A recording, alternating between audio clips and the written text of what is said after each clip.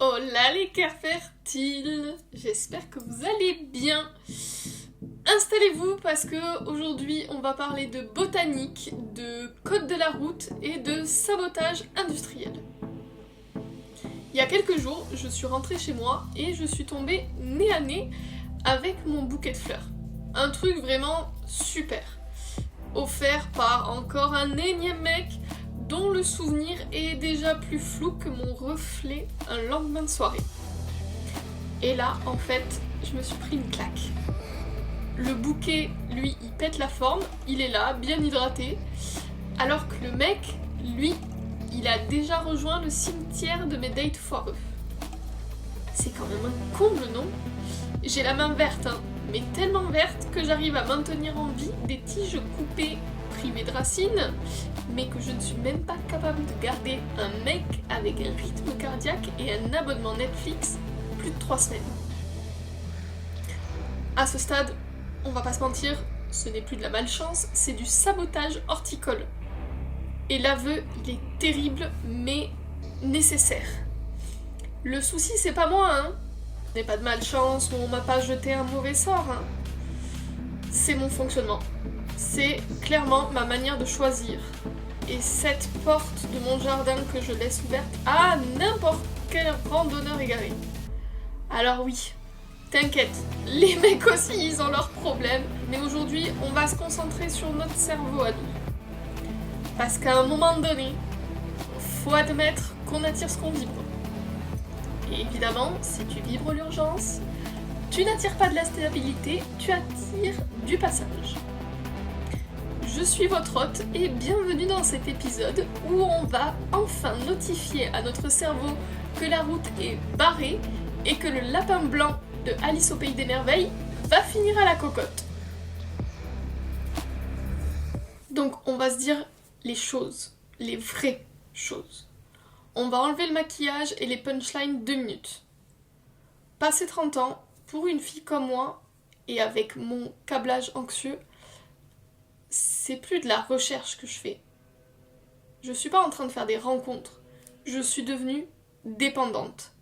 Dépendante d'un projet de famille, d'un futur qui n'existe pas encore, mais qui prend toute une place dans mon lit, dans ma tête et même dans mes tripes. C'est une vraie drogue. Et le shoot, c'est l'imagination de la poussette, le break familial, la validation sociale. Et le manque, c'est le silence dans mon appart le dimanche soir qui me hurle que je suis en retard. En fait, quand je rencontre un mec, je rencontre pas une personne. Et c'est absolument terrible à dire, hein, mais je me fous de sa couleur préférée et de ses rêves d'enfance au premier abord. Ce que je vois, c'est un candidat. Je suis la CEO d'une multinationale qui n'a pas encore de locaux, pas de capital, mais qui a déjà le planning des 10 prochaines années imprimé sur papier glacé. Et mon cerveau, en fait, il est câblé en mode audit. Je scanne tout. Est-ce qu'il a l'air stable? Est-ce qu'il va m'abandonner au premier virage? Est-ce que ses gènes vont bien avec les miens? C'est terrible. Hein. Alors, pourquoi on fait ça? Parce que la projection, c'est un peu notre mécanisme de défense numéro 1. Si je planifie le futur, j'ai l'illusion que je contrôle le présent. Si je traite la relation comme un dossier Excel, je me protège de l'imprévisible de l'autre. Parce qu'un humain, c'est dangereux. Un humain, ça peut changer d'avis, ça peut te briser le cœur sans prévenir. Alors qu'un projet solide, on s'accroche à la structure parce qu'on a une peur bleue du vide qui se cache derrière. En fait, je suis devenue un peu comme le lapin blanc d'Alice. Je suis en retard, en retard, en retard. On court après une horloge biologique qui fait plus de bruit qu'une alarme incendie, vraiment. Et le vrai problème, c'est que cette urgence, ça nous rend aveugles. À force de chercher cette pièce du puzzle, on ne voit plus le mec en face, qui est peut-être génial, hein, ou qui est sûrement un gros naze. On veut juste qu'il remplisse la bonne fonction. Et c'est là que la jalousie arrive. Vous les voyez vous aussi? Ces gens cool qui boivent leur verre en disant « Oh, on verra bien où ça nous mène, on profite du moment présent. Oh, » Bordel, mais qu'est-ce qui m'énerve? Ah, je les admire, hein, mais autant que je les déteste. Moi, mon cerveau, il a pas l'option cool. J'ai pas de logiciel de wait and see. Pour moi, voir où ça nous mène, C'est comme conduire une voiture sans volant au-dessus d'un ravin en espérant que le vent nous maintienne en l'air. C'est absolument terrifiant. Et psychologiquement, cette incapacité à lâcher prise, c'est de l'hypervigilance tout simplement. On a appris quelque part que si on ne surveillait pas tout allait s'écrouler. On porte littéralement le monde sur nos épaules et on s'épuise à essayer de recruter un copilote qui n'a même pas conscience qu'on est en plein crash test. On est maudite par notre besoin de certitude dans un monde qui n'a aucune offre. Alors on cherche désespérément une ancre dans un océan en furie et on finit par s'enchaîner nous-mêmes à une ancre qui nous tire littéralement vers le fond. On aimerait faire autrement. On aimerait être cette fille géniale, légère, qui rit de ses échecs amoureux. On n'est pas comme ça. Mais on est juste des guerrières du futur, des obsédées du planning et des dépendantes de la validation. Mais alors, d'où ça vient? Pourquoi est-ce que cette CIO en moi a un tel besoin de résultats immédiats? Pourquoi mon puzzle est devenu une question de vie ou de mort? Pour comprendre pourquoi on a essayé de construire cette forteresse aujourd'hui, il faut qu'on aille voir dans les fondations.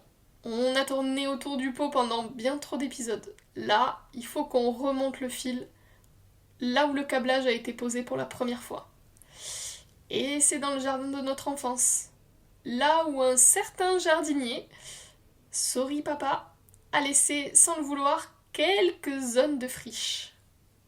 Alors, je vous rassure, on va le faire avec toute la bienveillance du monde, parce qu'on n'est pas du tout là pour faire le procès de nos darons au tribunal de la psychanalyse de comptoir. Papa, il a fait ce qu'il a pu avec ses propres bagages, ses propres silences et surtout ses propres zones d'ombre. Mais n'empêche, sans le vouloir, il y a eu quelques loupés. Des moments où le regard n'était pas là, ou du moins pas comme on en avait besoin. Et c'est là qu'on comprend que le puzzle qu'on essaye de finir à tout prix à la truelle, ce n'est peut-être pas tout à fait le nôtre. C'est peut-être un chantier en réparation.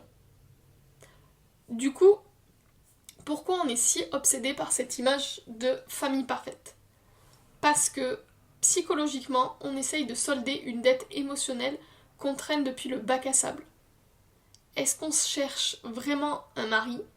Ou est-ce qu'on cherche désespérément à obtenir enfin cette validation, ce regard de fierté qu'on a attendu toute notre enfance? Fonder une famille, en fait, pour nous, c'est pas juste un projet de vie, c'est une preuve. On veut prouver à l'absence de papa, ou à ses exigences silencieuses, qu'on a enfin réussi, qu'on est aimable. Et du coup, on se dit, si je crée ce foyer parfait, ça voudra dire que je valais le coup qu'on reste. Ça veut dire que je n'étais pas le problème. En fait, on essaye de guérir la petite fille en nous, en lui offrant tout ce que l'adulte en face de nous ne nous a pas toujours donné.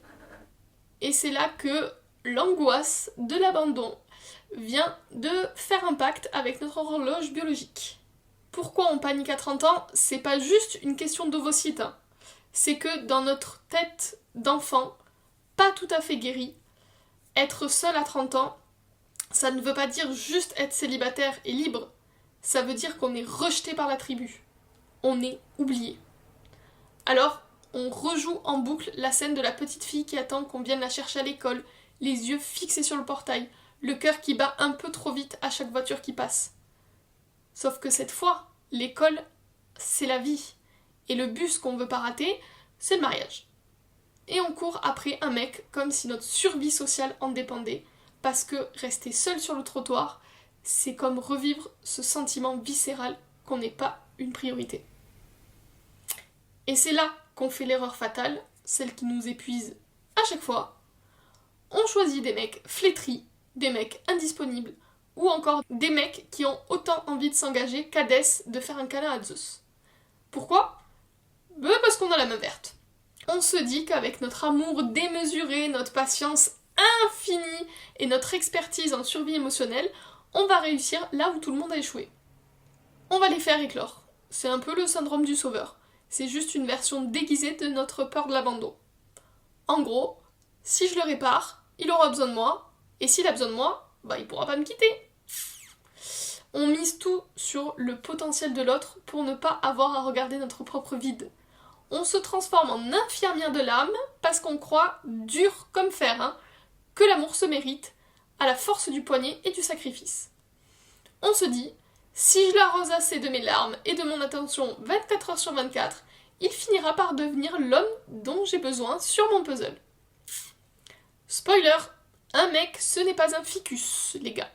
Un ficus, ça ne te ghoste pas après 3 semaines. Si le mec ne veut pas pousser, tu vas juste t'épuiser à essayer de réanimer un cadavre émotionnel jusqu'à ce que ce soit toi qui fane. On ne soigne pas sa propre blessure d'enfance en essayant de penser celle d'un mec qui n'a absolument rien demandé et qui au fond est très bien dans son pot pourri tout seul. On s'inflige un espèce de travail titanesque pour des gens qui ne nous voient même pas. Et pourquoi ? Parce qu'au fond, on a tellement peur que le silence de notre propre vie nous confirme ce qu'on craint depuis toujours, qu'on ne mérite pas d'être cueilli pour ce qu'on est, mais seulement pour ce qu'on peut accomplir pour l'autre. Le problème, c'est que pour sortir de ce cycle, il faut changer carrément de GPS. Et là, je vais être franche, changer de câblage à 30 ans, c'est l'enfer. On a 30 ans de réflexes, de circuits neuronaux gravés dans le marbre. Moi, mon GPS interne, il connaît la route par cœur. Urgence, chasse, déception. Et je vais en profiter pour passer un petit message à tous ces gens qui nous disent « Mais lâche prise, ça viendra quand tu t'y attendras le moins. » Alors vous êtes mignons, vraiment. Mais vous nous emmerdez. Votre lâcher prise de magazine de salle d'attente, vous pouvez vous le mettre où je pense.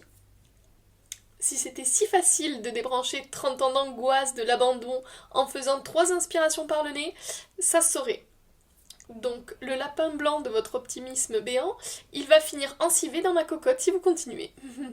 L'autre jour, j'ai vraiment eu une révélation en plus en rentrant de mon déplacement. Il voulait me faire prendre une route, mais cette route était barrée. Mais mon GPS, il savait pas, donc il voulait absolument que je prenne cet itinéraire. Et donc j'ai dû manuellement mettre sur Waze que cette route était barrée et le forcer à recalculer encore et encore jusqu'à ce qu'il me fasse prendre un bon itinéraire. Et en fait, je me suis dit, ça c'est nous. Psychologiquement, l'échec est notre zone de confort. On connaît la douleur de la rupture, ça c'est classique. Le calme d'une relation saine, c'est l'inconnu. Et l'inconnu, ça terrifie notre cerveau anxieux. On préfère avoir tort sur la route familière que d'être perdu sur un nouveau chemin. C'est un peu la compulsion de répétition. On rejoue le même drama, parce que le drama est plus sécurisant que le silence d'une soirée toute seule. Alors concrètement, on fait quoi ? Parce que comme j'ai constaté que mon GPS était en plein bug, j'ai dû reprendre les commandes, mais manuellement. Et je vous annonce tout de suite, c'est un chantier. C'est de la mentalisation pure. C'est devoir tout reprendre, tout défaire, et surtout devoir initier de nouveaux fonctionnements alors que tout notre corps nous dit de foncer. Moi, ma première prise de conscience a été sous la douche. Je prenais des douches de 5 secondes. Je me suis vue l'autre jour en train de me laver à une vitesse record alors que je n'avais que ça à foutre de ma soirée. Et du coup, j'ai réalisé que je vivais en permanence dans l'urgence. Mon corps, il est resté tout simplement bloqué en mode survie, en mode full cortisol. Comme si chaque seconde que je vivais devait être renta. Je courais sous l'eau parce que mon cerveau est programmé pour l'efficacité, pour l'action, pour ne pas perdre une seule miette de ce temps qui me file entre les doigts. Donc s'arrêter sous l'eau chaude pendant 15 minutes pour mon câblage actuel, c'est presque insupportable. C'est une perte de contrôle sur mon putain de timing. Alors maintenant, dès que je peux, je me force. Je reste. Je force la lenteur pour que, petit à petit, je recâble mon cerveau. C'est un effort de conscience, de chaque instant pour dire à mon cerveau « Ok, on a le temps, on n'est pas pressé. » Alors je m'amuse à faire un truc qui est complètement stupide, mais qui fonctionne, c'est que je prends ma douche comme si j'étais en slow motion. Je prends le temps de sentir le savon sur ma peau, tout ça. Donc je me suis même acheté un gel douche qui sent trop bon pour vraiment prendre le temps de me doucher. Parce que vraiment, on aurait dit que je faisais la vaisselle en mode Karcher. Vite, vite, vite, je me nettoyais le visage comme si chaque seconde comptait. C'était un enfer. Ensuite, j'ai divorcé de ma montre. Le week-end, j'essaye le plus possible d'éviter de regarder l'heure. Parce que j'ai réalisé que j'étais devenue une gestionnaire de projet de ma propre existence. Et c'est épuisant. On gère pas du tout son cœur comme si on devait gérer un planning de livraison.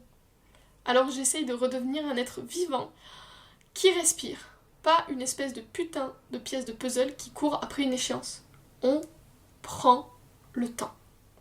Et aussi, sur un week-end, ce que je me suis amusée à faire, c'est me forcer de ne pas utiliser mon GPS. Pour vous donner une idée, à chaque fois que je vais quelque part, je mets mon GPS sur ma voiture. Même si je connais le chemin. Alors maintenant, ce que j'ai fait, pour me laisser porter, je ne mets pas systématiquement le GPS. Parce que dans mes relations, finalement, je faisais exactement la même chose. Dès le premier date, je mettais le GPS en mode mariage-famille, avant même d'avoir fini mon premier verre. Je ne voyais plus le mec en face de moi, je fixais l'écran pour vérifier si on était dans le timing. Et aujourd'hui, j'apprends à regarder par la fenêtre, à regarder l'humain. Et puis, si le mec n'est pas le père de mes futurs enfants, c'était peut-être juste une super rencontre à l'instant T. Et je me force à accepter que c'est ok. C'est ce que j'ai appelé la stratégie de la jachère. J'arrête de m'épuiser en voulant récolter avant même d'avoir planté.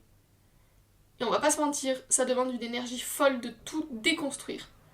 Mais c'est le seul moyen de laisser faire les choses et de les laisser pousser à leur rythme sans être étouffé par mon impatience. Alors ce dégoût que vous pouvez parfois ressentir, ce dégoût des hommes, des applis et surtout de vous-même, c'est pas le signe que vous êtes cassé, c'est juste notre système qui rejette enfin le mode de fonctionnement toxique. Votre corps vomit le vite, vite, vite, vite, vite. Et la patience, c'est pas d'attendre que le temps passe en rongeant son frein, c'est accepter qu'on ne peut pas commander sa famille sur Uber Eats. Mon cœur fertile, il a besoin de repos. Il a été labouré par l'angoisse pendant 30 ans et il mérite une année de jachère. Je vais arrêter de chercher la pièce manquante et je vais commencer à regarder qui j'invite dans mon jardin sans marteau et sans checklist. Alors, posez-vous la question. Est-ce que vous détestez vraiment être seul ou est-ce que vous détestez la version de vous-même que vous êtes quand vous essayez de forcer le destin?